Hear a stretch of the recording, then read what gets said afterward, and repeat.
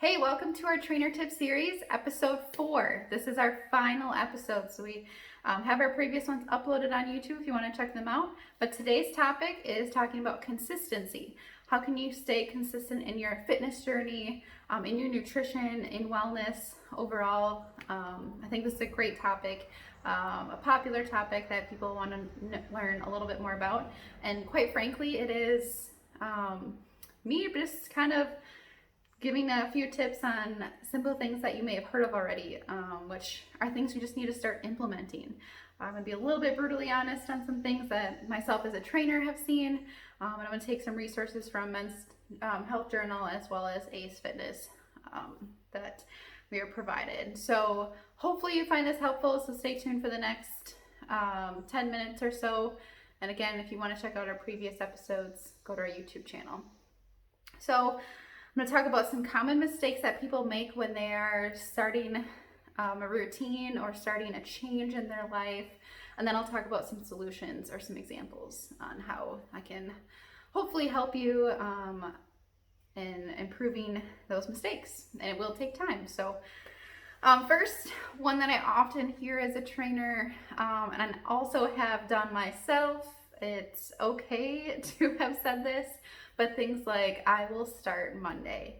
For example, Friday, you just have this epiphany. You're like, I'm sick of feeling this way. Or something popped up on social media. I want to try this out, but I'm going to wait till Monday. It's time to be honest with yourself, quite frankly, at this point.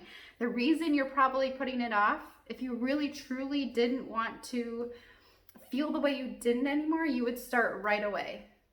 As soon as maybe you're eating a Dorito or eating something that just makes, you're having a soda or anything like that, you put it down right away as soon as you have that feeling.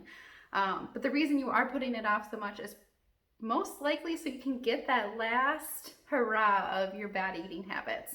Well, I'm going to start Monday, so, I have a birthday party coming up on Saturday, and then I have to do this on Sunday. We're going to go to the lake. So I might as well just eat poorly until I'm ready on Monday. That is actually one of the biggest mistakes you can make. It's truly going to make your transition into your healthy choices a little bit more difficult. So why not today? What is keeping you from starting pretty much immediately when you have that epiphany? It doesn't mean you have to go 100% right away. So if you were sitting on the couch Friday and you wanted to make this change, it doesn't mean you have to go do a 45-minute workout. You need to start scaling down those overblown commitments that a lot of people think.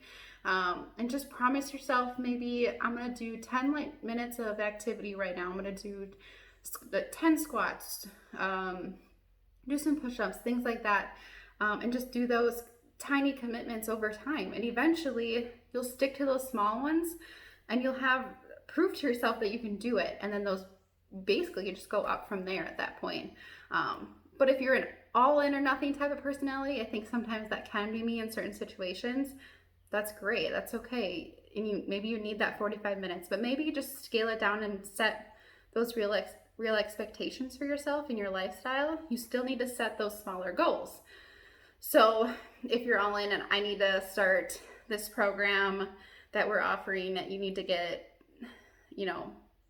so-and-so amount of minutes in the summer, you start small and you build up from there. So you're doing 45 minutes on Monday, Wednesday, and Friday versus doing 45 minutes every single day, or you break it up. So you're doing 45 minutes on Monday, but you're doing, 15 minutes in the morning, 15 minutes in the afternoon, 15 minutes in the evening, or maybe 20 minutes here or there, something like that. So you're still equaling the total of 45 minutes. It's still beneficial and you're still reaching your goal. Definitely something you can do. But do not wait until Monday, because Monday is going to be next week. Monday is going to be a month from now. That Monday later, it didn't work out this Monday, so I'm just going to push it out till next month. That's when I'm really not going to be as busy. And those excuses will still keep piling up on each other. And pretty soon you haven't started and it's been a year or two. And I've heard this in many of my clients. So let's get started today. So another common mistake is I'm going to be perfect this time. So maybe you did get started and it wasn't quite as how you planned it. This mindset seems or screams failure. I hate using that word because anytime you're starting and doing something, it doesn't mean you're failing. I think it's just the expectation of the person who's doing it, but it's still important to set those realistic expectations for yourself. And just because you fall off a routine, you fall off a diet, say you are going strong and also in one day you had a piece of cake at the birthday party, that is okay.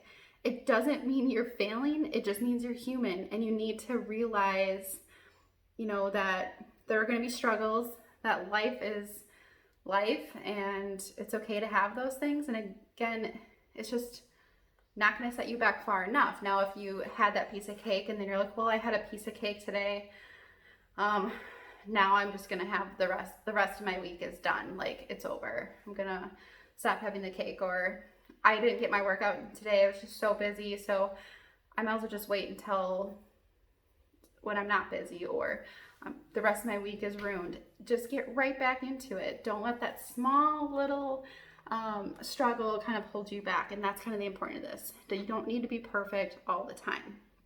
A good thing with this too is a good solution is to share those struggles with a friend, myself as a trainer, someone you trust, who may even understand, and then move on from it. I think it's super important at that point. It's the most important part is that you just don't throw in the towel so quickly. And again, the pun is intended there, especially with fitness. So making sure that you realize that you aren't perfect and that those things will come up and it's okay. So mistake number 3, and again, another one I've heard a million times, is I forgot my blank. I guess I just won't train today. So I forgot my shoes. I forgot my gym bag. Oh, I forgot my lunch at work or at home when you get to work, things like that. You have to start planning for these things and for your successes.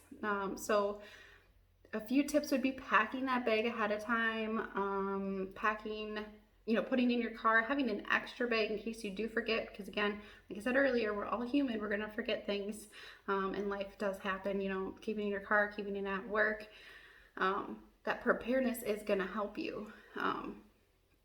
So what are you going to do about it though when those things do come up? Even though you were prepared as much as possible and those things do happen, what are you going to do about it? Are you going to throw in the towel? Are you going to find a solution?